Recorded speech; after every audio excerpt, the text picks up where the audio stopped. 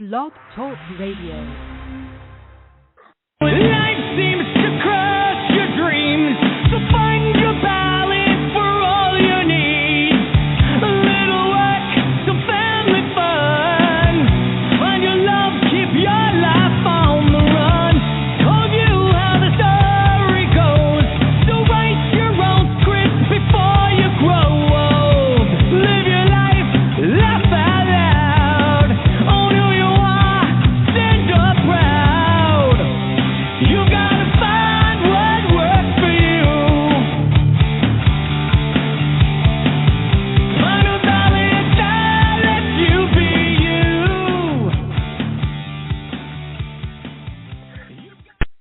Good evening and welcome to the Star Chamber Show live podcast. We are at episode number 357. Big thank you to the band FarCry for our great intro music, of course. And tonight, it is finally a night with both electricity and calmness here in the center of the Bluegrass, where I am broadcasting from. And joining me tonight, also in the center of the Bluegrass, probably about, I'd say 30 feet away from me, is the lovely, the vivacious, the wondrous Holly Phillippe. Holly, there you are. I'm here. Yes, loud and clear. And we are glad to have electricity, aren't we? Very much so. Yeah, for those of you keeping score on the nation's weather, there was a massive storm that hit last Friday. So Holly and I had a little over 4 days without power. And, yeah, it doesn't sound like a whole lot, but, yeah, let me tell you, after a few days, it gets to you quick. And we actually moved to a hotel room so that we could continue working and all. And lo and behold, they actually got the power back restored a little bit earlier than they had initially projected. So we did get to come home and didn't have to bump the Star Chamber show forward or anything. So we're on schedule tonight. So I count it as a win. Oh, fun. It's a miracle. I know, Holly. You don't realize what you take for granted until you do without electric for almost 5 days. I'm telling you. Nope. I couldn't cook. Everything in our house is electric. We had no heat. It was cold because it got chilly, and it was colder in here than it was outside at times. Yeah. And the cats didn't seem to care. They didn't care at all. But yeah, it couldn't see at night. Had to light the house up with candles and all that good stuff. And you couldn't find D batteries nowhere here. Nope. So our batteries were running dead, and our flashlights, well, if it had went on a couple more nights, we would have been in the dark because there was no D batteries to be found. So no, it was quite the adventure. It was crazy. But we are back. There was some people. Well, we did get lucky because nothing happened to our house. A couple houses down, a tree fell through there, and then a tree actually tore down the lines and demolished a shed next door.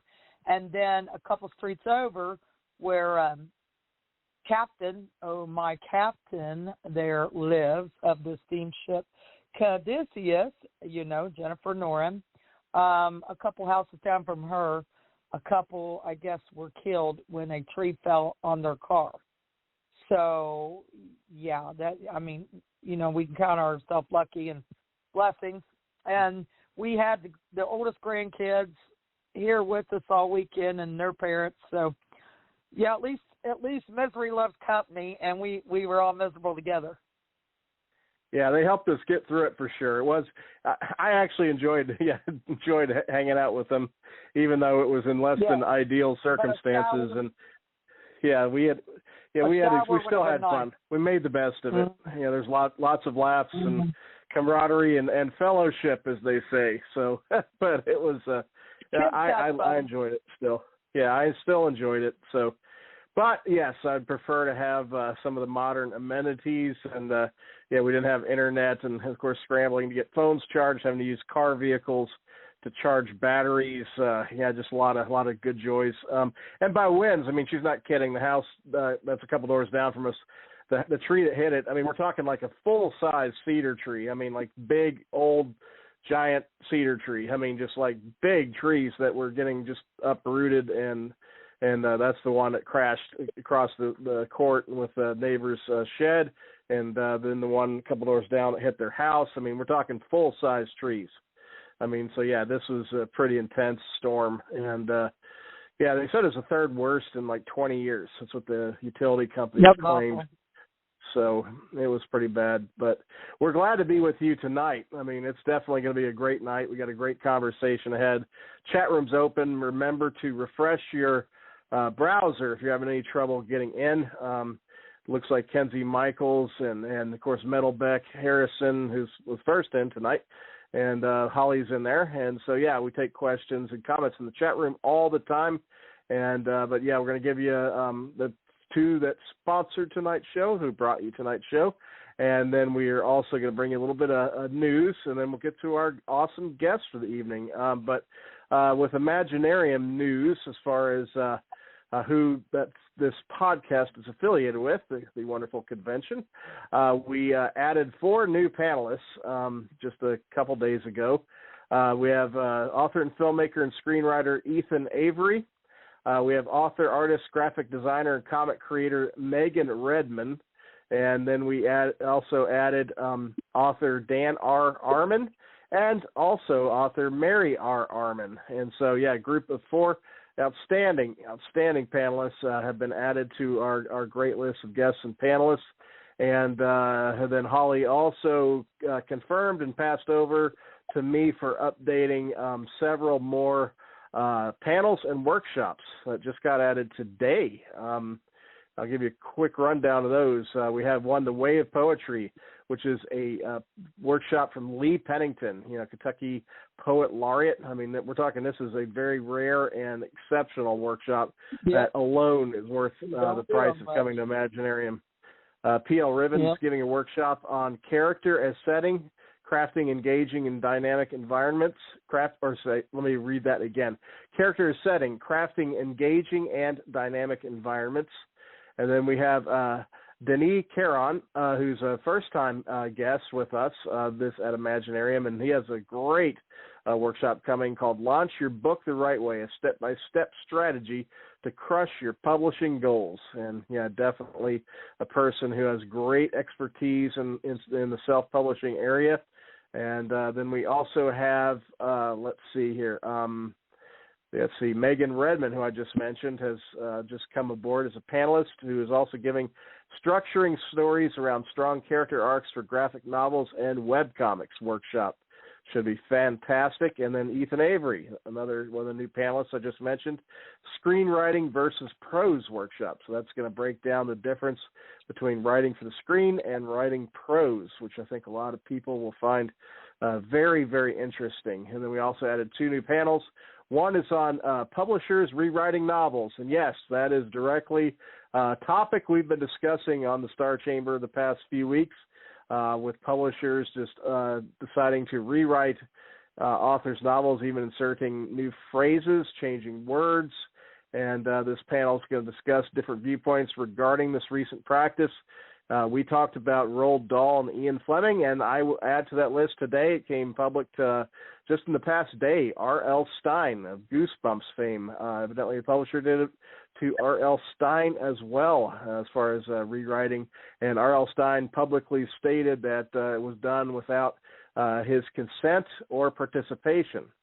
So, yeah, they changed his book without his consent or participation. So, yeah, this is going to be, I think, a very good and timely and relevant panel topic, and definitely needed in our programming. And then we also have a music and songwriting panel. So we have some great songwriters coming. So we're going to have a panel discussion that's pretty much about, if you have an idea for a song or you have one written, this panel is going to discuss the creative process of songwriting and where to go once you have a completed song. So, yes, there it is, Holly. The new programming, the new panelists. Yeah, some nice updates there. So I know you looking forward to those. Yes, you're looking forward to those.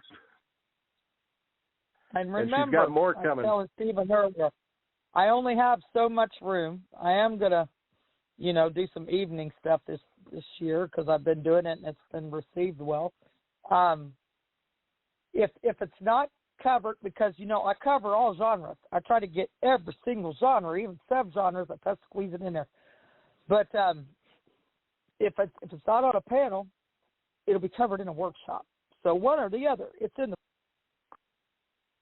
the other. But we've got some really cool stuff already, and I'll be really hitting it hard the next few weeks. And you have to keep checking that website because it's really going to be updated here in the next, 3 weeks or so. And keep an eye out for next week, possibly the end of this week. We'll have to see how it goes. I'd say next week. Keep an eye out for the Imagine Award finalist.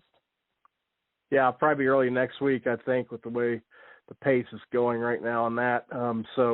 But yes, that'll be coming shortly. We also have some big announcements affecting some other areas, like as far as some new big spotlighted guests with some really good boosts for the cosplay side of things coming up. So keep an eye out on the website. Got some big stuff to announce pretty shortly. So, but tonight's show is brought to you by Sandy Lender, the Genre Blender, and also the fine folks at Per Bostet Publications. So I will give you a quick overview of both of them, and we'll start with Sandy. And so check out the spot, buy her books, tell her you thank her for supporting the Star Chamber Show and creatives everywhere. So here's Sandy. Author Sandy Lender invites you to visit her website at authorSandyLender.com to pick out a new favorite story to read this spring. You're sure to find a strong young lady, a clever vampire, a self-assured fairy, or a fabulous dragon to join on a new journey. Start your next adventure at authorSandyLender.com and make some new quest friends. Welcome to Sandy's various fantasy worlds, where some days you just want the dragon to win. Thank you, Sandy. You're the best. And yes, Duran Duran is headlining Bourbon and Beyond in Louisville, the big music festival. They're one of the headliners. So yeah, maybe we'll see you in Kentucky some more often than just Imaginarium. We've got Duran Duran now. So. Going over here to Per Bostet Publications. Per Bostet Publications is a small press based in the Louisville metro area specializing in speculative fiction and other outside-the-box books. With 40 titles in print and ebook formats and a handful of audio books, Per Bostet offers a little bit of everything. Follow the investigations of Private Eye, David Blaze, and M.B. Dabney's An Untidy Affair, a historical mystery set during the 1985 police bombing of the Move House in Philadelphia. Or Private Investigator Alan Rodriguez in New Mexico and a Handful of Dirt by Janie Franz as he tries to clear an elderly man wrongfully accused of murder. You find these titles and more at perbostetpublications.com at Amazon, or you can find the press in person at regional events such as the Imaginarium Convention in July. Per Bostet Publications, where timeless tales unfold. Thank you, T. Lee Harris, Sarah Marion, and Marion Allen, what I call the literary triumvirate. Thank you very much for your support. Very much appreciate it. And pick up some Per Bostet titles and tell them that you've heard about them on the show here. We really would appreciate that. So, coming back into the chat room here, just trying to see if we got anything to catch up on. And it looks like they're chatting away about some of the programming announcements at Imaginarium. I don't see anything as far as updates, as far as no one has any news to pass along. Well, he was talking about, we're talking about sales and stuff. Yeah, we're gossiping. Beck says we're just gossiping, which we are. Gossiping. But hey, guys, we're gossiping because I'm going to add this funny little tidbit before we break him up. Every year, I do this Pampered Chef Facebook party, and it has become a yearly tradition, and it's hilarious. Stephen gets in there and has more fun than anybody. Yes, I do. think we have the best time with those games, playing the games and stuff. I don't care if you don't have to order nothing, people. But come on in if you want the link. If I haven't invited you, ask me for it. It is a ball. It starts Friday, but we play some hilarious games because the host, she puts some, and then I go find some goodies, you know. And, yeah, it is. It's a lot of fun. Look at that. She got a Pampered Chef party promotion in there real quick. I'm gonna have to turn you over to Hotep Court. Hotep Court on the Hotep's Been Told You podcast now. Accuse you of grifting. I have a case now. I do. Oh, you're the best, Holly. You're something else. that was good. The Hoteps would definitely tell you that was top notch there. But yes, we do have our guest on deck, and so I am personally excited because I have missed this guest for a long time. Absolutely adore her and think the world of her, and her talent is amazing. We're talking like true multi-talented, exceptional level talent. And she is the author of multiple novels and anthology stories, and also is an exceptional photographer whose photography was featured in the New Orleans Photo Alliance 2020 exhibition, What is French in Louisiana? And, as if that's not enough, she's the founder and owner of Viridian Tea Company and a World Tea Academy certified tea specialist. So, out of the fine state of Colorado, my birth state, I might add, welcoming to the show for the first time in a long while, and I am so excited to bring aboard the wonderful Kimberly Richardson. And Kimberly, your mic is on, and hopefully you're there. Yes. Can you guys hear me? There you are. We sure can. Yes. How are you? Loud and clear. Yeah. I'm doing well. How y'all doing? Oh, missed you dearly. I swear I've missed you so much. I am so glad you could do the show tonight. I'm so glad that we got electricity back so we could. So it's all worked out this week. We have you. We have electricity. It's already we're already ahead of the game. But just really glad to be able to catch up in person with you because it's been a while since I've gotten to see you in person, and I know you and Holly stay in touch quite a bit. But just going to be great tonight to talk everything from writing to your amazing tea company to your photography. I mean, it's this is the kind of visit that gets fun. So how have you been? How have you been? Oh my gosh. Since I moved out here to Colorado over 2 years ago, it's like my life has ramped up. Because in moving from Memphis to New Orleans, I was like, okay, this is where I want to be. I'm happy to be here. And COVID happened, and I was like, what is this? Oh my God. In all of my years of being in New Orleans, that was the first time I'd ever driven through the quarter and saw no one. And it was a very eerie feeling. Go ahead. I said it's a very weird feeling. Yeah, it was. And I'll never forget, I would drive into the quarter and I would throw a mask on and I would just run around and take pictures. And there were a couple of other photographers too. And there was one gentleman who was like, I just want to record what I'm seeing here because one day it's going to come back to normal. And when we look at these pictures, we're not going to believe that all of this happened. So I tried to make the most of New Orleans. And then strangest thing happened. I got this invitation to come out to Colorado. And I was like, I don't know anything about Colorado except there's marijuana and hipsters and beer. That's all I'm in the Rocky Mountains. And so I came out to visit, and I ended up getting sick. But I came out to visit, and I was like, wow, this is not what I expected. Everybody's so laid back. Everybody's so, we don't care what you do, just don't hurt anybody. And when I came back to New Orleans, I was like, wow, I'm really kind of missing that feeling. Well, then I received an invitation to move out here, and I thought, sit near the bush, do it. And I haven't looked back, and since then, I've just I have fully embraced Colorado as my home. And, you know, I do have to tell you a stupid story. Okay, so when it dawned on me that I'm actually cracking up now. Excuse me. When I found out that Coors was made 30 minutes away from me, I was the biggest idiot dancing through my boyfriend's house. I was like, oh, my God, we're close to Coors. And he's like, yeah. That's awesome.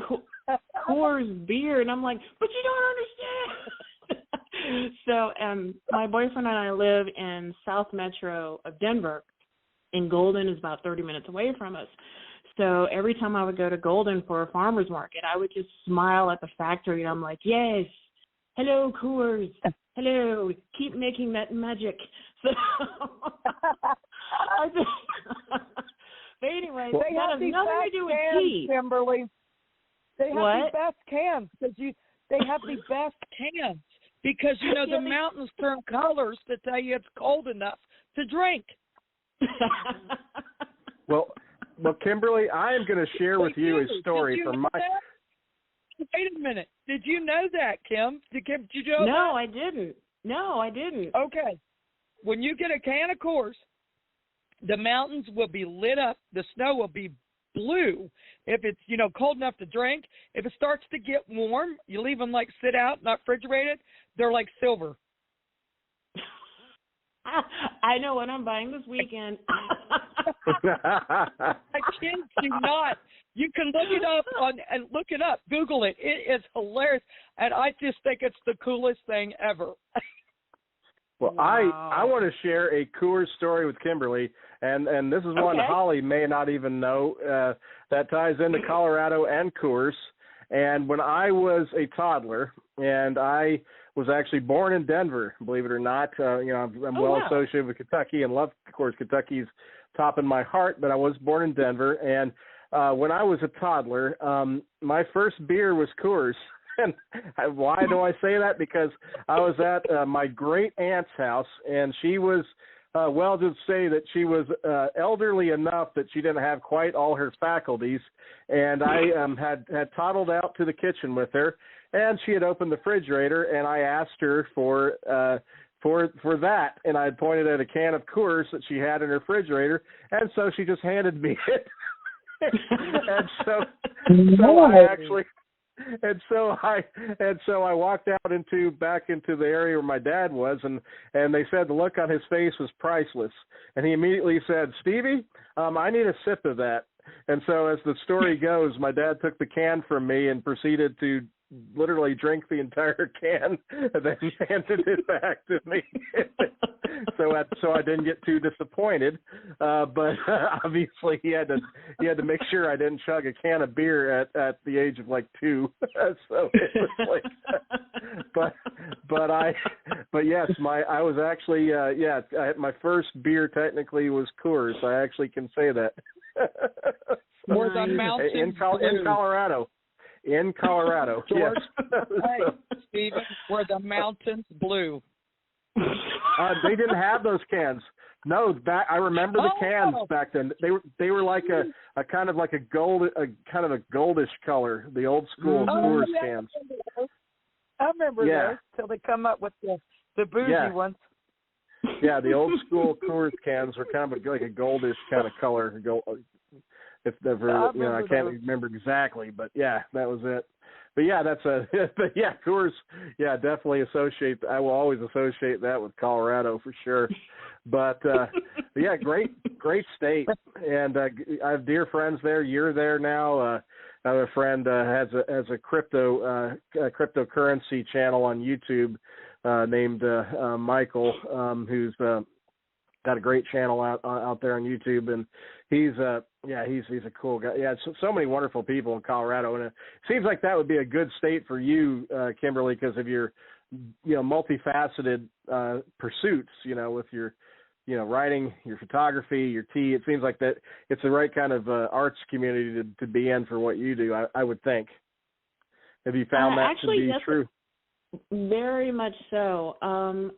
Like I said, I've only been here over 2 years, but I have met so many different authors, so many different tea companies, a lot of Buddhist people, a lot of people who are just open-minded, creative, and like I said, everybody here is of the opinion where as long as you don't hurt anybody, just go enjoy your life. And I love that. If anybody had told me years ago that I was going to end up here, I would have been like, no, because I'm supposed to be in New Orleans. And now that I look back, it's like, wow, Colorado and I fit really well. So, but yeah, and in being here, the tea company has grown, and the writing has grown. Which I have to talk to you guys about my latest writing project, but I'll do that in just a minute. And I also returned to playing the violin. My wonderful violin teacher, Nadia, who is currently with her newborn baby, was a delight for me in terms of returning, because I thought, wow, is it too late for me? I have crippling anxiety when it comes to the violin, because I'm never going to be, like Vivaldi or anything like that. But she just had that same laid-back attitude. She's like, do you want to learn the fiddle or do you want to learn classical violin? And I said, well, classical. And she's like, we can do this. And now because of her, I can pick it up and I can play like 5 or 6 songs, which the latest song I'm teaching myself right now is the Imperial March. It's actually kind of hard. Nice. But I printed off a sample of the sheet music and I said, okay, I know how to read music. Let me just try. And so far, I'm able to play like the first part of it. The rest of it, I'm like, ooh, that's going to have to wait. But yeah, just coming out here, my creativity has flourished, and I'm truly, truly grateful. I do have to say there is a book that's coming out through my publisher, Pro Se Productions, and it's a murder mystery, and it deals with a fictitious version of a store that I used to work in a couple of years ago, Crate and Barrel. And I kept telling my coworkers and my boss, I thought, this would be a great place to, like, have a murder. And they're like, we know you're a writer, so we're not really scared that you just said that. But I cranked out this murder mystery set in, like, a Crate and Barrel store. And as I know it's supposed to be coming out later this year, but I used some of my coworkers and my boss, and one of my coworkers who's now the manager of the back of house was like, as soon as this book comes out, I want to read it because I want to know how you killed me. And I was like, oh, I stabbed you in the back a lot and once in the face. And he's like, oh, my God, I can't believe it. And I'm like, wow, welcome to my world. This is amazing. But tea company-wise, just still plugging along with that because of recent events where I've been a vendor. I posted on social media that I had to shut the store down because my inventory was so low. But I love the look on people's faces out here when I tell them about the tea company. So for those of you who are listening who have never heard of my company, so my tea blends, it's about over 50 right now, and they're all inspired by books. Yeah, I'm blending a lot. But all the blends are inspired by books, art, music, and science. And people kind of look at me and they're like, how do you do that? And I said, well, okay, suppose I'm reading a particular book and I start getting the feel of the book or a particular character in the book. Then I literally can see the ingredients coming together that would represent said book or said character. And pretty much every time I've made that blend and then drank it while reading the book, I've hit it right on the head. One of my blends is inspired by whenever I play my violin, Frederica. And as soon as I open up a sample bag and I let the customer smell it, they're like, wow, that's like a violin. I was like, yeah, yes, it is. But, so yeah, I have a lot on my plate, but I don't regret any of it. Like, I walked away from my job in finances several years ago, I said, you know what? I want to make this my life. I want to be a small business owner. I want to live a life of Chado, or the way of tea. I want to write, and I want to be me. And I do not regret making that decision. I really don't. No, I could relate, because, I mean, I could, like I've talked to Holly, I mean, I could have made a lot more money by going into, you know, like working for a TV station years ago or things like that, but I purposely, you know, done what I do. It's been harder, I mean, as far as like paying the bills and all, doing, you know, the independent route, but I found it far more rewarding, because, you know, I'm doing work that I'm passionate about, as opposed to, you know, just doing something for a paycheck. So I can relate, 100% to what you did when you stepped away. Yeah, absolutely. Yeah. I mean,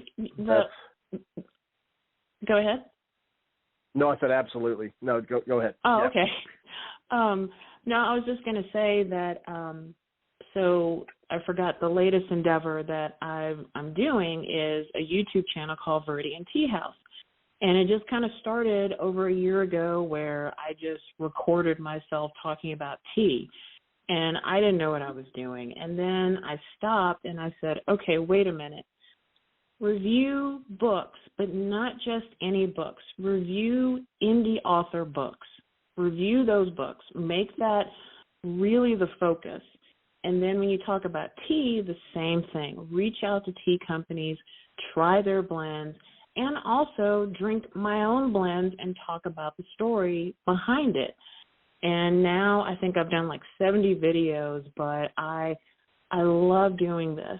I love meeting authors at different conventions or through word of mouth.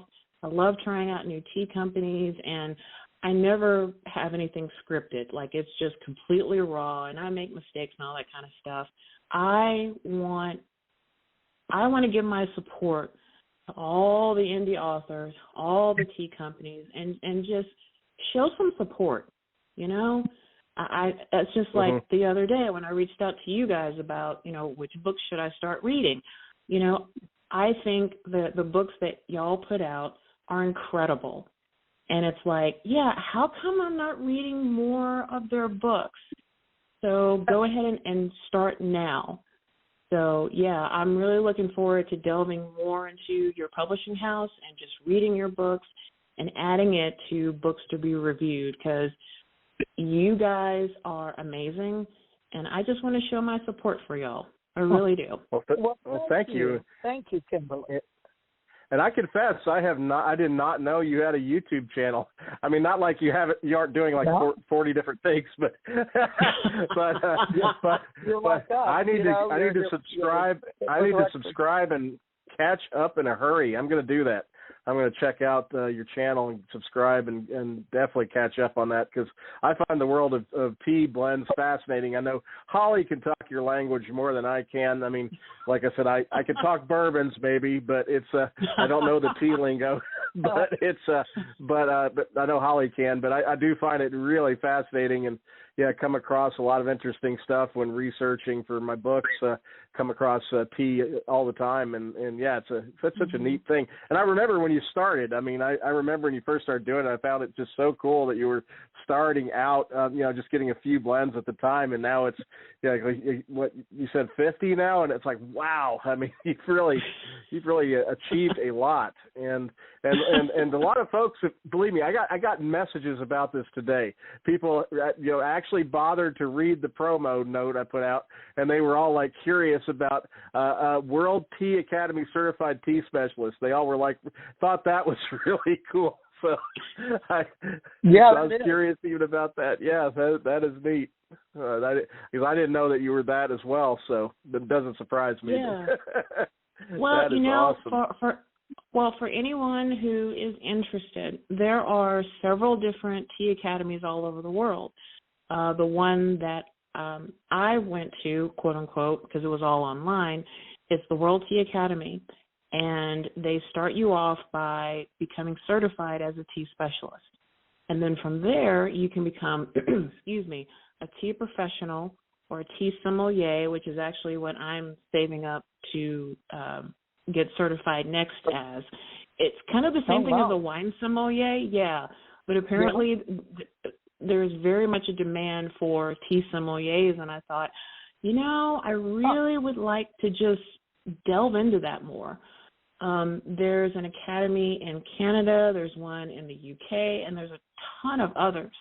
But I tell people about being certified, and it's like, yeah, I mean, if you want to know more than Lipton, check out one of these academies, because you will come out of it 2 years later really knowing that there's more to tea than just putting leaves in hot water. I remember there were some classes that dealt with what kind of water to use, what's the temperature, how to use certain kinds of teaware, the different kinds of black or pu'er or green or what have you. And then during sensory evaluations, which whenever I used to do conventions and I would do tea workshops, I would allow the other the participants to go through an evaluation. It's like, you're going to get to go through what I went through. You're never going to look at tea the same way again after this. And so now I'm supposed to be teaching more classes with one of my friend's stores in Littleton, probably in April or May. I'm not sure. We haven't gotten the dates together. But it really is, it's a fascinating subject. It really, truly is. And I remember how one person stated that tea was nothing but tepid salad water. And I just kind of thought, it's like, you do realize tea is the second most consumed beverage on the planet. But, yeah, according to him, it was tepid salad water. And what's funny is that I got really angry about that. And then I put that in almost every book I ever wrote where there's a character that says that. I'm like, this is my revenge, yes, disbeliever, So I'm just a little bit awesome. protective of the tea. Yeah. Oh, I don't blame you. Yeah, Holly, Stephen knows I drink iced tea every day of my life. That's enormous. Mm-hmm. But I love all the hot teas, So, but you know me, I love the herbal teas and the mixtures, the healing with the echinacea and the extra vitamin C, and the elderberries and things like that, and the calming like your lavender and chamomiles, and then as far as like enjoyment, just to drink, I love chai. Oh, I am a huge chai tea fan. And then we have this one. I'll have to take a picture of it and send it to you because it is in Chinese. Let me tell you how this happened now. Me and Steve befriended the manager of our favorite little sushi restaurant, Sumo 2, down the road from us. He was from China, and his wife and 2 little children had to go back to China because her work visa expired, and he had been working 2 years trying to get her back here and was having difficulty with COVID happening and everything else, and they just kept denying her claim, which was insane because he was American citizen. He grew up here. He came here as a child. So he gave us 2 little things of tea, and it's loose, and we haven't drank it yet. I'm going to, but it's loose tea. You have to put it in China. And he said it is the most amazing tea that we will ever drink. And it's in these little black bag, like sealed, But I'll have to send you a picture of it. Like I said, we haven't tried it yet, but we're going to. But it's a hot tea. But yeah, the way he made it sound, I said, "Is it an oolong?" And he said, "No, it was actually a lot better than an oolong." And I'm like, "Well, then that has to be good." Yeah. Because I do love oolong. He was shocked when he knew what an oolong tea was. And I was like, "Oh yeah, I know my teas." But yeah, not like you, God no, but Yeah. But I'll have to send you a picture of this. You'll find it fascinating. Super good guy. And I'm glad to say that he has since been able to go back to China to reunite with his wife and kids. So he was able to do that finally. It was a real ordeal for him. And good guy. Just really liked him a lot. But yeah, we do have a some kind of exotic tea, and Kimberly probably will know everything about it. But but yeah, you'll to us, know it's very what exotic. it is, what it says, and all that. I have no clue. Yeah, it's fun stuff. But tea is, I'm fascinated, and I think Holly definitely I can see Holly going down the tea rabbit hole, and that's cool. I figured it was second most consumed beverage in the world after Kentucky bourbon. Easy. Yeah, I figured that for sure. But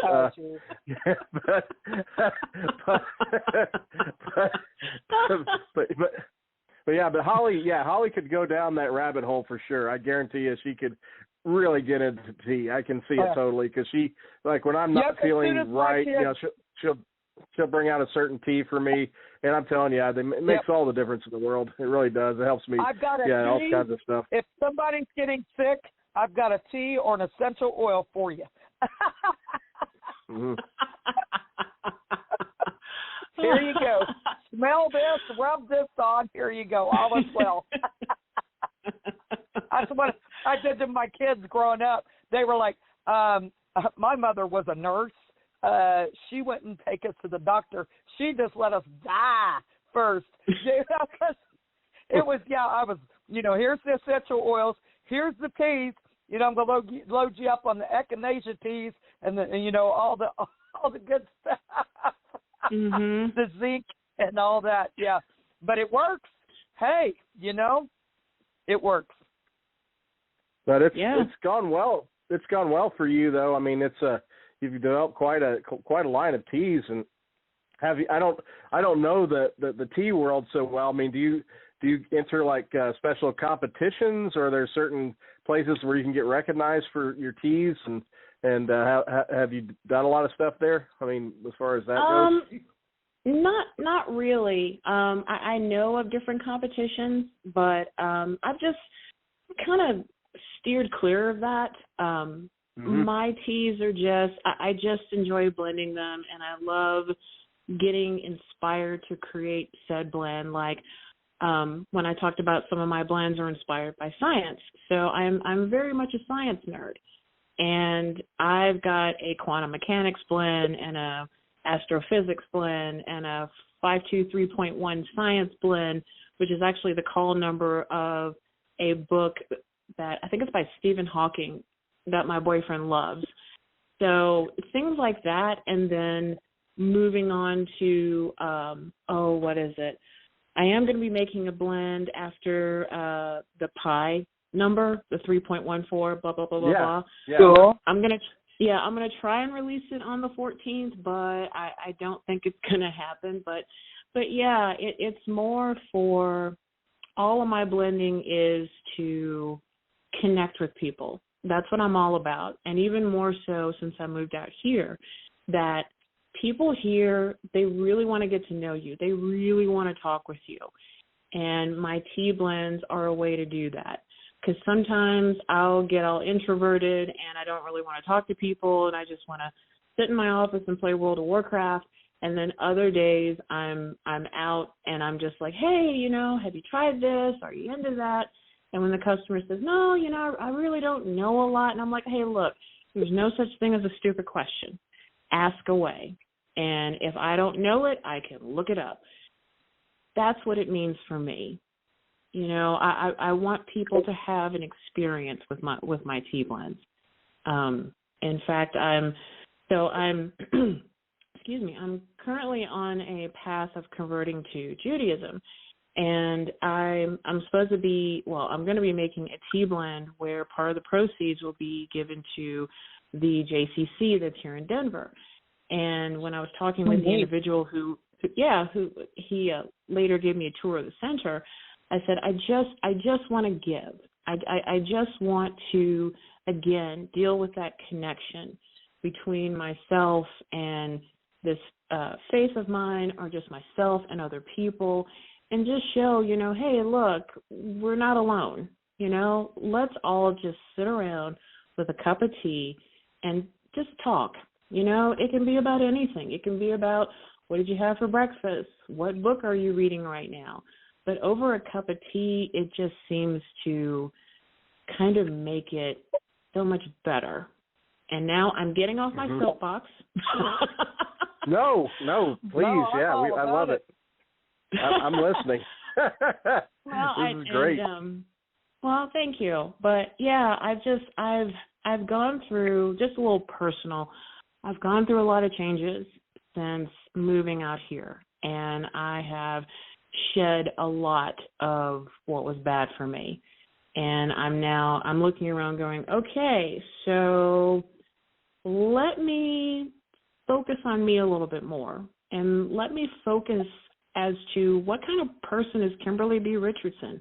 And so far, the results have been really surprising, just discovering things about myself and discovering my love of tea and discovering my love of the written word and playing the violin and playing World of Warcraft, all of it. So the tea and the blends really kind of show this, not really a new Kimberly, but a Kimberly who's just coming home and just centering herself. I do a lot of meditation, and that kind of shows with the YouTube channel and also through some of my tea blends. But it's just a feeling of, it's okay to feel weird. It's okay to be shy. It's okay. Have a cup of tea. Talk to me about it. So, yeah, I just feel that way now, Absolutely. And, Holly, I can see you becoming Kimberly's Padawan in the tea path here. I can totally. We have talked about years ago, we had talked about doing some kind of holistic Holly Kimberly blend. You talked to me about that years ago. I don't even know if you remember that. It was like when you first started in this, and I'm like, okay. And then it kind of things, I don't know. We both got busy with other things, and this never did it, Yeah. But yeah, we may need to revisit that at some point. That would be really cool. Well, you know what? I'm deadly serious about that. If you're up for it, I'm up for it. Truly. Awesome. That'd be so fun. Oh man, yep. But it's well, I'm glad to hear that, and I'm glad you're still playing World of Warcraft, because I remember you having a passion for that. So that is cool. My boyfriend and I have this thing where when we're having our breakfast, I'll give him the Azerothian news, and I'll tell him, I'm like, I know you're rolling your eyes at me, but just listen to me for a few minutes. He's like, no, this is really interesting. And I'm like, oh, don't flatter me. So, and then I'll talk about like, well, my character's doing this and I'm doing this. I will say for the record, I have not purchased the new expansion, Dragonflight, yet. But that's going to be happening in the next couple of weeks. And when that happens, I want like Taco Bell and nobody bothering me. And I want to connect my laptop to my boyfriend's flat screen TV upstairs and just be like, honey, just be quiet. Just let me play. Just let me play. But I love World of Warcraft. I love it. I have most of the soundtracks. I love the story. I have not gotten tired of it. And I actually my boyfriend wanted a character in Azeroth translation. I did it for him, and I tell him, I'm like, oh my gosh, you killed all those pirates, and then you killed that zombie, and oh my God, I think you only died like 5 times. And he's like, oh, well, that's good. I'm like, aren't you happy about this? He loves me. He really does. Oh, that is awesome. Oh, that's great. Yeah. Oh. Okay, one more thing, and then I swear I'm going to shut up. So I was talking about. You're the guest. You can talk all you want. You guys are great. I missed y'all. You know that. So we missed you. Aw, well, thanks. So I was talking about my latest writing project. So there's a little background story behind it. I am somewhat obsessed and fascinated with Napoleon Bonaparte. And I have taken like little classes about him, and I've read some stories about him. I attended an online lecture through the Linnean Society in the UK talking about the exiled island of St. Helena and its most famous occupant, Napoleon Bonaparte, and how he was a gardener. Well, when I lived in New Orleans, I don't know if y'all know this, but in one of the museums, there's a huge painting of him as emperor. And then there's also one of his death masks in a glass box. They only made like 6 of them, but New Orleans has one. And so I would actually go to that museum, and I'll never forget, every time I would get a ticket, the lady behind the counter would be like, oh, you know, do you need a map? And I was like, ma'am, I'm just here for the death mask. And she's like, oh, well, you don't have to pay. I'm like, no, I'm going to pay because it's worth it. Even if I just stare at him for 5 minutes. I told y'all I'm a little bit obsessed with him. So I'll never forget, I was kind of driving around, and I got this idea in my head for a story, and I thought, can I really do this? And I thought, you know, I would love to do it, but nah. And then when I moved out to Colorado, I kind of dropped it, and I worked on other books. So I ended up, what was it? I was working on a psychological thriller, and as soon as I finished it, I was like, okay, I'm going to get back to this murder mystery because, you know, I'm going to hand it to my publisher. And then I started working on unnamed Napoleonic novel by Kimberly Richardson, and I thought, okay, I guess we're going to work on this story idea. And as of like 30, before I called you guys, I'm over 72,000 words, about 100 and something pages, and I know it's going to be a lot more than that. So basically, the story idea is this. Excuse me. What if Napoleon Bonaparte isn't dead? And what if he gets turned into a vampire who is living in New Orleans and controls a third of the United States, right under our very noses? And well, there's an on March original. Well, I just added another one. Well, and so I started with that basic idea, and I was like, okay, I'm gonna, you know, it's about this. It's gonna be told from the perspective of this Black woman who's an author, kind of sounds like me. Okay, she is me, and she's moving to New Orleans, and then bam. And now it has expanded into family wars. There's a gentleman who is going to perform an Inquisition-style torture on several of the vampires in New Orleans.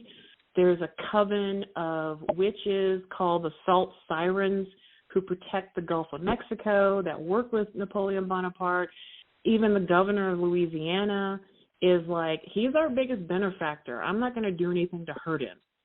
So it has just expanded, and it's to the point now where I go to bed and he pops up in my head, and I'm replaying scenes from the manuscript, and I'm like, okay, well, don't do this, but do this, but what about this? And sometimes I've like woken up being like, oh my God, I just figured out what was wrong with that. And then I'll run downstairs and I'll type it out. But yeah, this book has been quite an adventure. And I cannot wait for it to come out, but I'm still writing it. Like I keep coming up with new ideas and new characters, and I'm like, I've never written anything like this before. I mean, Stephen, have you ever written a book where it almost just kind of controls you, or you just can't stop working on it? Oh, yes, absolutely. Can relate to that. Yeah, I mean, absolutely. So, yeah, definitely. I know that feeling well. Yeah, that's good. You know,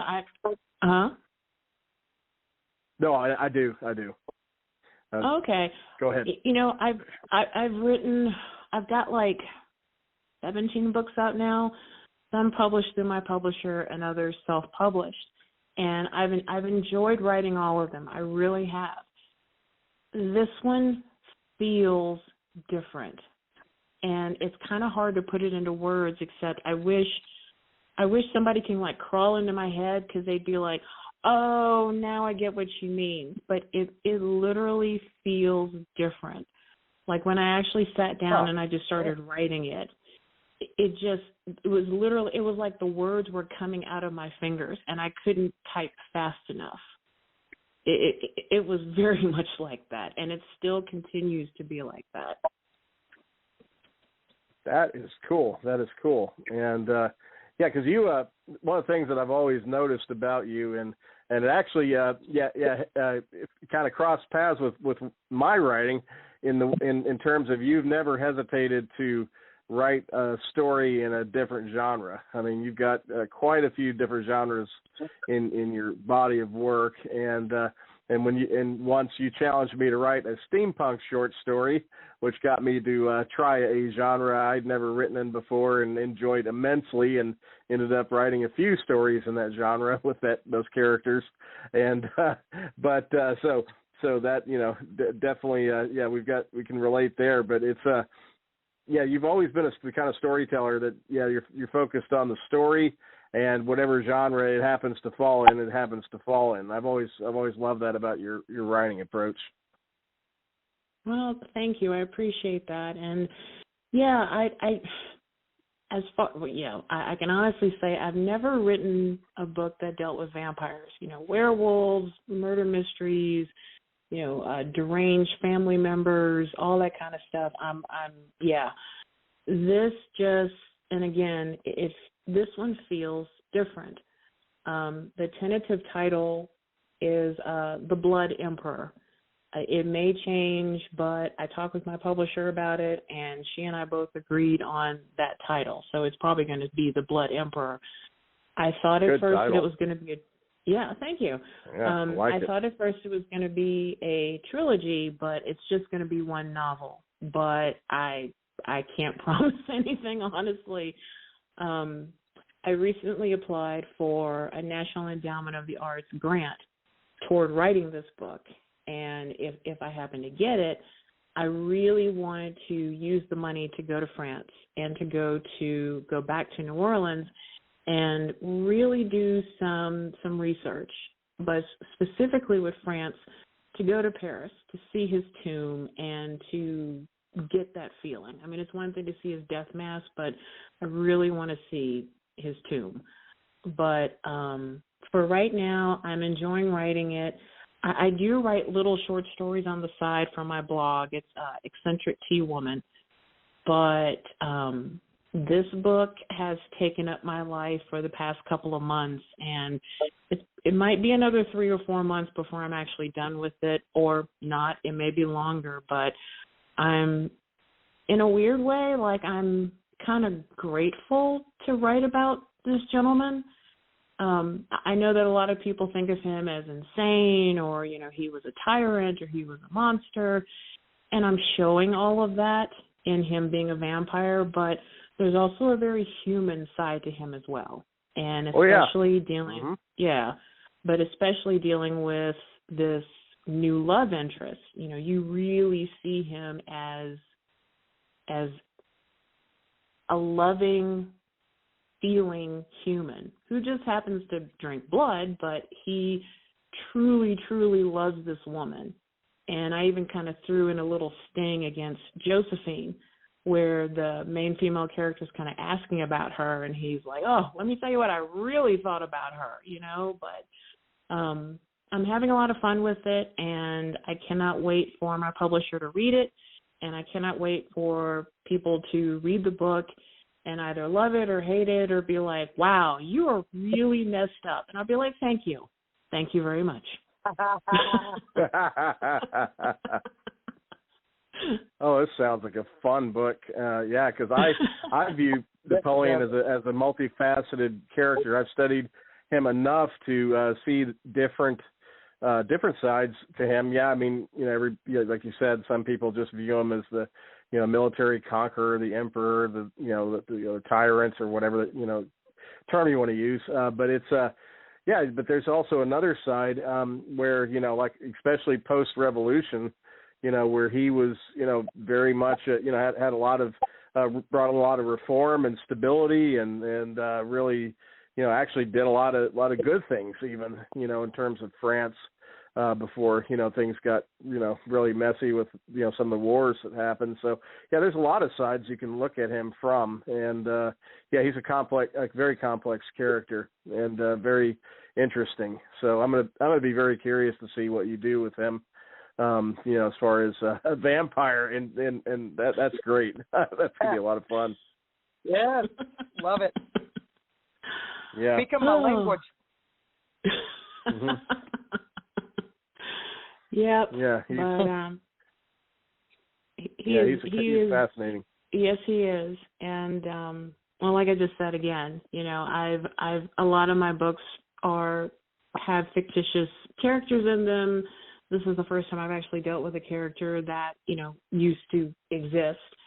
So I want to give him fair credit and fair due. Mm-hmm. But yeah, so I could honestly just talk about him for days on end, but I will not bore my lovely host and hostess, and I will instead say that I thank you again for having me on y'all's show. Thank you so much. This has been just absolutely wonderful. Oh yeah, we've been really looking forward to this. Since Holly said you could join us, and yeah, me personally for sure. It's been a while, since you got to join us on the virtual Imaginarium that we had during the COVID, you know, the main COVID year back in 2020, I believe it was, and that was that's I think the last time that we got to see you, and in a way, but yeah, it's been a few years since we caught up in person, so. Yeah, this is great. Yeah, for me personally. It's been too long. Yeah, been way too long. And I'm glad that I love hearing that, the literary projects you have going on with this Napoleon book and, you know, your murder mystery. And I was curious to see what kind of literary work you were doing because like I said, everything you do is something different. And you know, it's not like you know, somebody says just a strict genre writer where you kind of know, you know, generally what kind of area their next project's gonna be in. I mean, with you, it's a surprise. So that's kind of fun. Thanks for revealing some of that stuff with us as far as your works in progress. And I don't want to overlook your photography too, because you're surrounded by incredible scenery there in the Rockies, and I know that New Orleans, you know, has its own atmosphere for photography. But I'm sure being among the Rocky Mountain kind of environment, I'm sure you have a lot to explore there too, photography-wise. Very much so, yes. I like to joke that my boyfriend is part mountain goat because I've never seen anybody scale a trail like he does. I'm like, you must be part mountain goat. He's like, oh, I'm just wiry. But, yeah, it has – so far we've gone to – a couple of parks. We've gone up half a mountain. I can't remember the name of the mountain. It wasn't a 14er. We've gone to Garden of the Gods down in Colorado Springs, and just kind of going to different dog parks. You know, the scenery is just incredible, and especially we are very much in our snow season. So as soon as we walk out of our house, we can see the mountains and we can see the snow literally coming our way. Mm-hmm. But yeah, I've taken some great pictures of rock formations and rivers and streams and my boyfriend's dog rolling around in the snow. So it's a lot to photograph. I will say that I really got into photography when I was back in Memphis. There's a historical cemetery there called Elmwood. And one night they offered all the photographers to come out during closing hours and just enjoy taking photos. And as I was doing that, I thought, wow, this is really nice. I'm really enjoying this. Well, from there, I ended up being their photographer in residence in 2015, where I had to spend a year and take photographs and show the changing of the seasons in the cemetery. And from there, I just got a love of walking through a cemetery and taking photographs.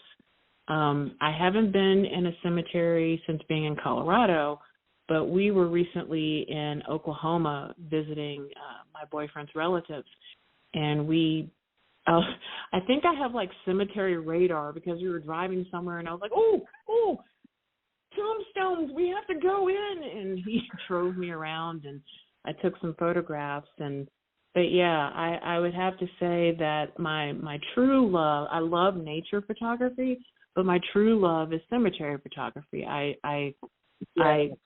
could spend hours just walking through a graveyard and taking photos. Me too. Oh.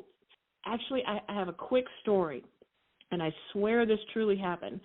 So when I was living back in New Orleans, I would go to Biloxi and Gulfport because it wasn't too far from where I lived. Yes, and there was one week. Gulfport, my favorite place in the world. Yeah. Yes. I went there for a writing weekend. You know, I brought my laptop, and I was like, all right, I'm going to write, and I'm just going to drive around, stuff like that. Well, I ended up going to Pass Christian. Never been there before, but it's the cutest little town. I highly recommend it. And I saw that they had a very old cemetery.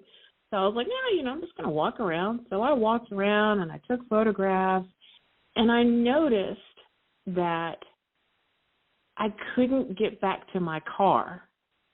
Like every time I started to walk toward my car, it felt like something was kind of grabbing me and going, but did you look over here? And did you look over here? And look at this statue. And don't you want to just kind of stay here a little bit longer? And I was like, well, I'm just going to take a few more pictures. And I took more and more.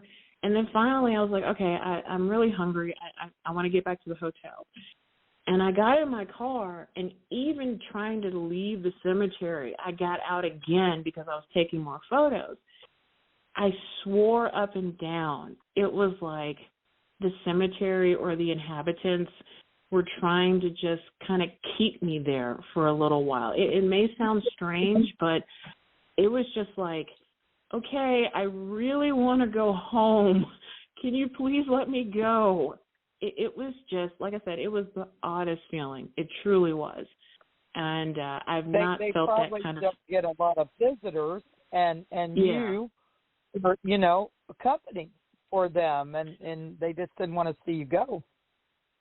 Yeah, I mean, it wasn't malevolent. It wasn't evil. Nothing like that. It was just like, wow, she's respecting us. She's respecting our area. And I remember, too, when I got back into my hotel room, I cranked out a short story involving a woman meeting a werewolf in a cemetery at night. Like, it just came out of me, and I was like, that was probably because of the cemetery. It was. Mm-hmm. Oh, my gosh. Yeah. Yeah. Okay, you get it, right?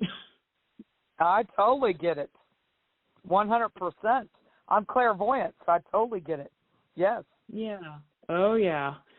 So one other story. I have all these stories. Like I don't want to stop this conversation. Like I could just keep telling you all this stuff, but you keep going because we roll till 10:30. So you've got plenty of time. You tell your story.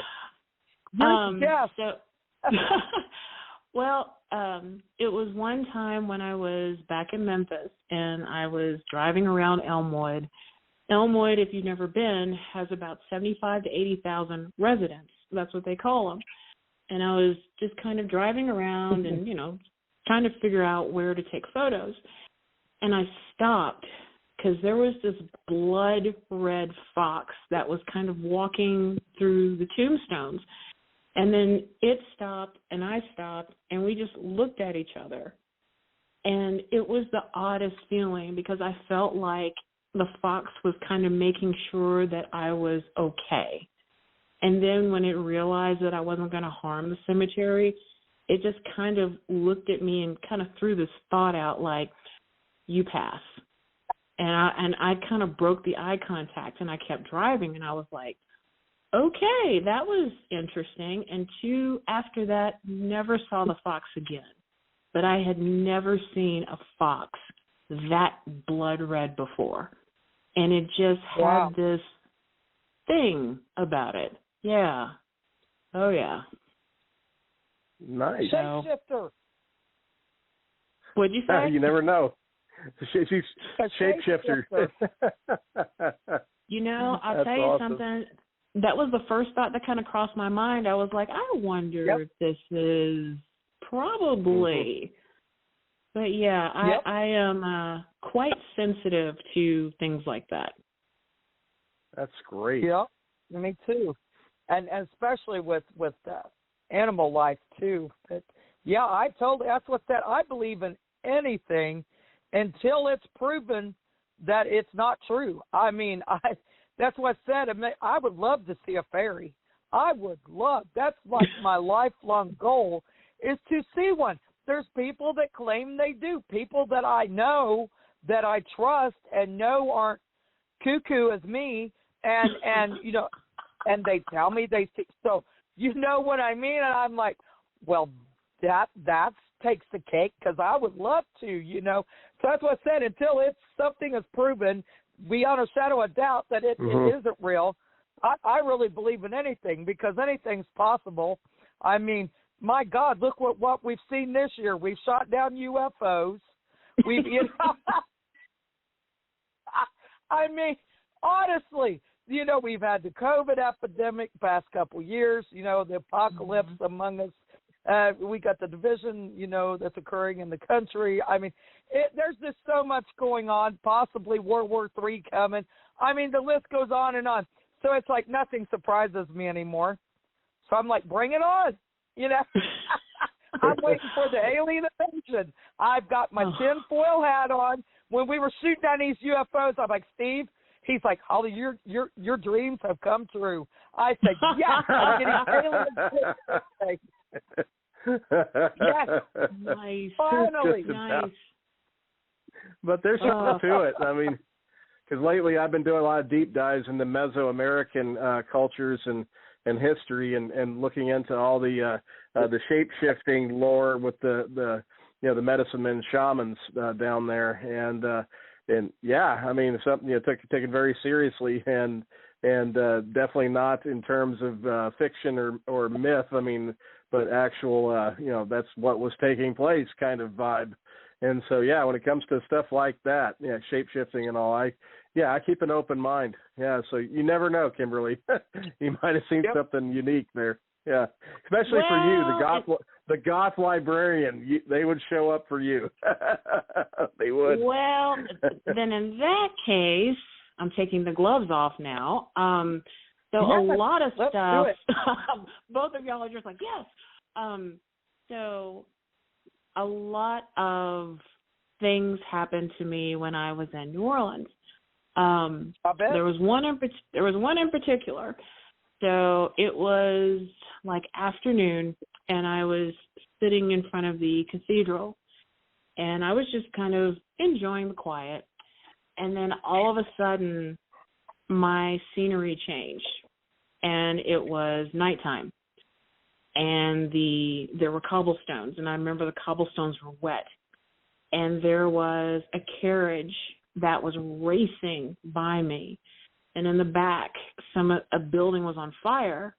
And I remember hearing, I knew it was a woman's voice, but she was either screaming or singing in Creole.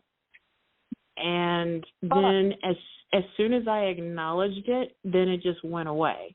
And I was back in front of the cathedral, and I just kind of went, oh, my God, this city. Oh, my God.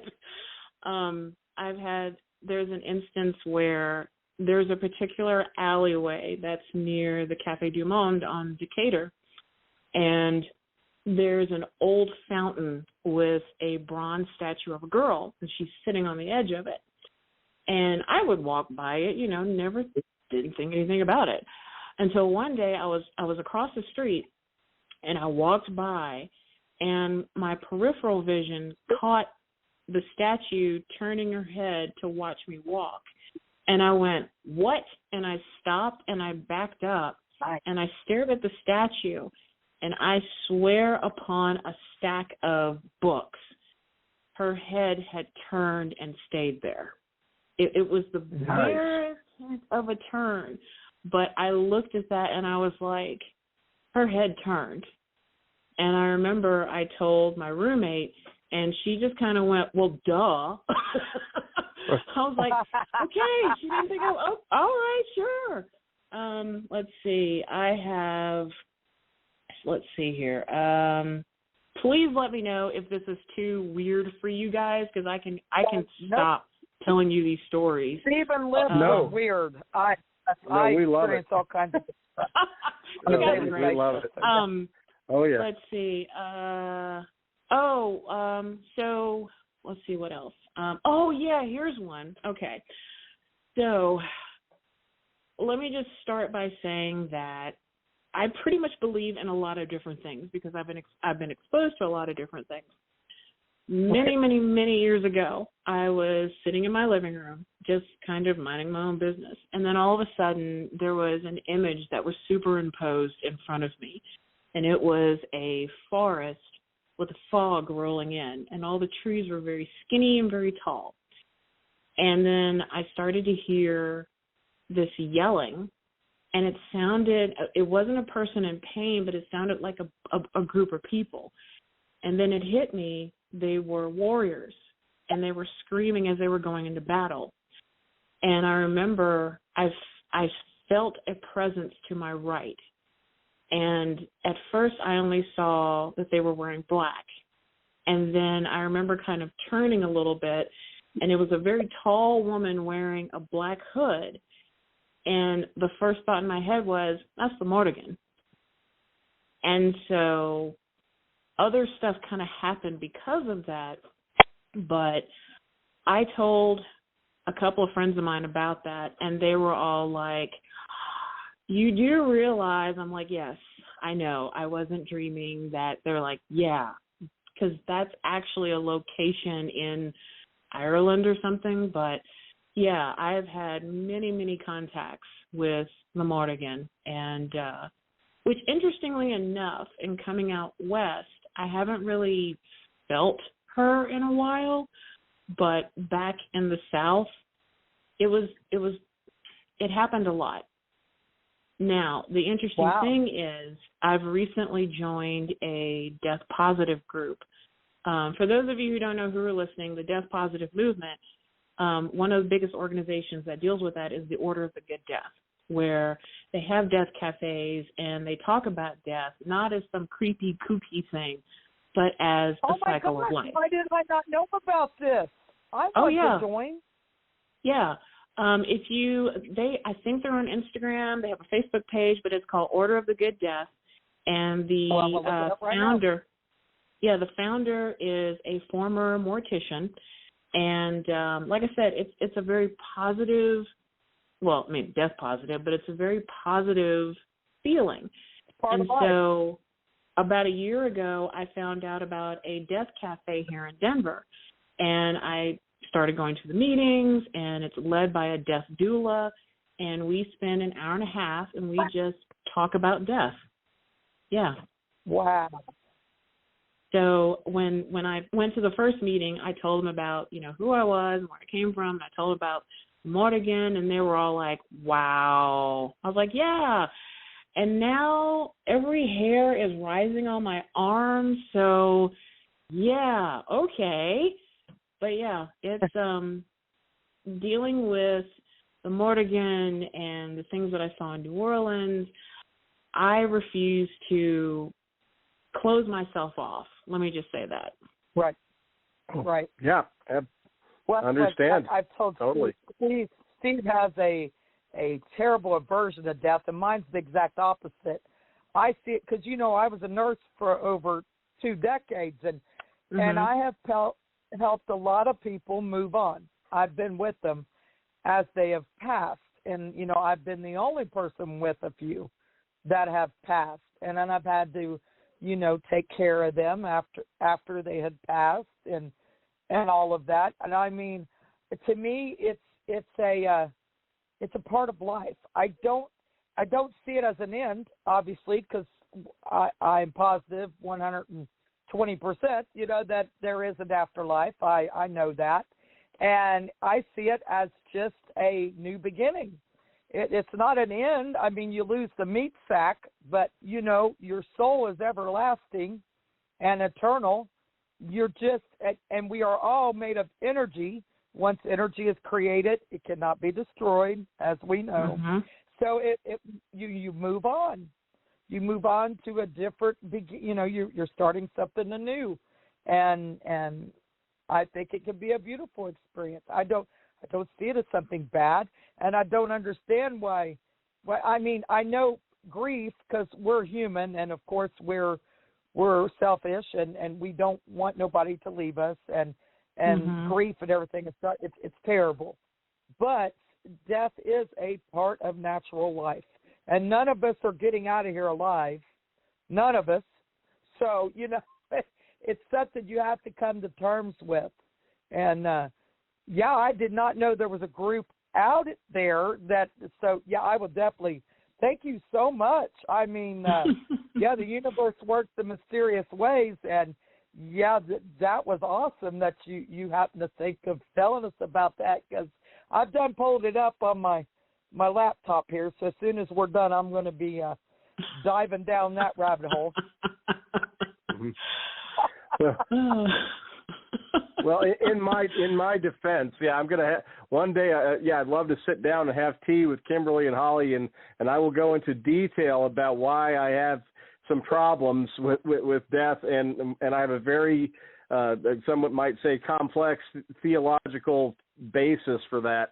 But it's not as simple as Holly calls it an aversion. But I definitely would love to have a chat sometime about it. But we wouldn't be able to cover that in the last 8 minutes here. It is an extensive thing. Holly and I have talked a little bit about that, to say the least. And like her, I also have had experiences and believe 100% in a bigger picture and afterlife beyond this one.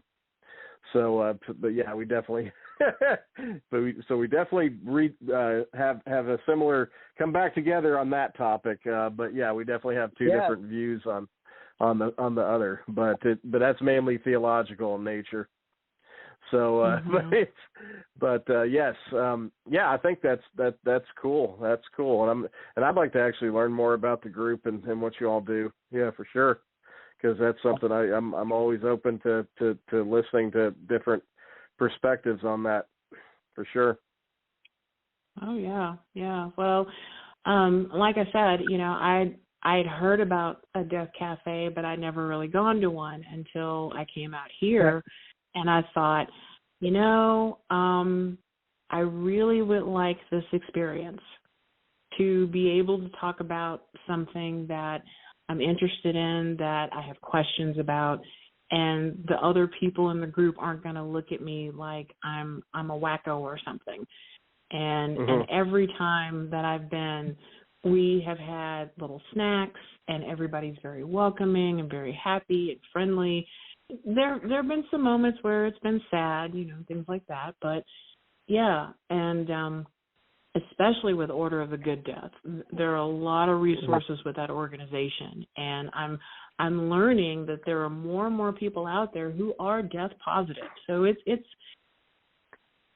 kind of like a warm feeling in my black heart. Let me just say that. That's exactly how I feel about it.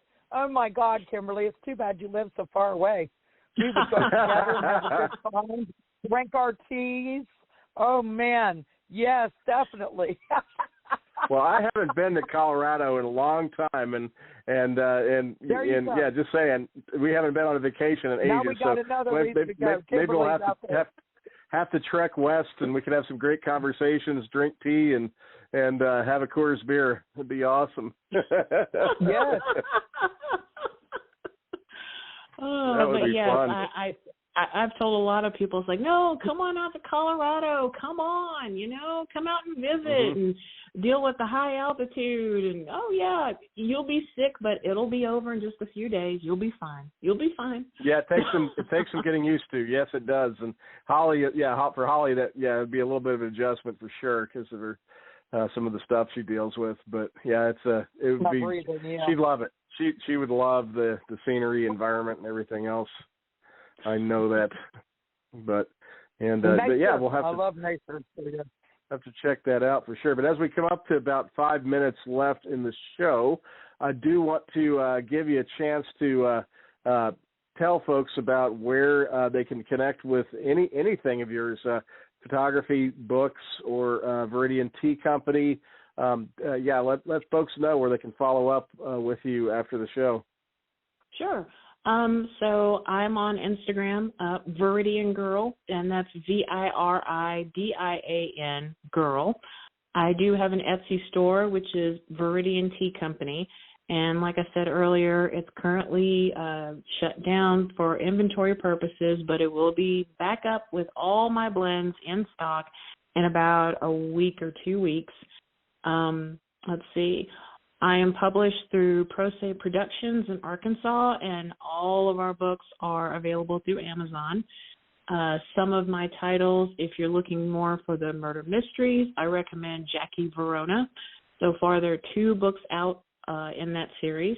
If you want my dark fantasy, I recommend Order of the Black Silk, which deals with immortal plague doctors and the 4 horsemen of the apocalypse as a family. If you, upcoming releases, I don't know the date. I've got one book that deals with Medusa's sister called The Medusa House. I've got a collection of tea fantasy stories, which will be coming out very soon as well, also through Pro Se Productions. I also self-publish. I just published an anthology called Violet Windows. It was the result of an online journal that I was editor of for many years. The book has been released. It's on Amazon, and the tea blend will be out very soon as well. And if you happen to be in Azeroth, let's see. If you happen to see any character with a T-sounding name, chances are it's me. So don't kill me, I'll share my gold with you. And, also, too, if you want to catch my flash fiction, it is Eccentric Tea Woman. So if you actually go to my Instagram account and then you click on the link on my profile, all my links show up. So if you want the blog, if you want the Etsy store, it's all there through the Instagram profile. And I think that's it. And if I have forgotten anything, my apologies. Well, thank you. Well, they can find you one way or the other through those links. Yeah. And we need to have you back more often, definitely. And we need to do some more deep dives on various stories and stories we can share with you too, and stuff that definitely need to have you back on the show sooner than later, because tonight's been a blast. I feel I'm ready to go. I got a second wind. This has been awesome. Oh, Loved it. Once again, thank y'all so much. And, anytime y'all want me back on to tell more strange and unusual stories, just let me know. You got it. And definitely we'll be in touch about some other stuff for sure. And at some point, I know it's not easy to get here from Colorado, but of course, one day I would love to show you what where we've taken the convention in Louisville too. We'd love to have you come back there in person. That would be fun. But thank you for coming, joining us tonight, Kimberly. This has been wonderful, and I'll let you and Holly have the final word and take us out. Well, thank you, Kimberly, for joining us. It's been a trip. I hate to end the show. It's been so much fun. So we definitely got to have you back sooner than later, and we'll continue this lovely conversation. But yes, thank you. Thank you so much for joining us. Well, thank you, too, and I hope you guys have a lovely, lovely evening. Take care. Well, Well, listeners, join us next Wednesday night at 9 p.m. Eastern Standard Time for another great show and another great creative. And until then, keep creating.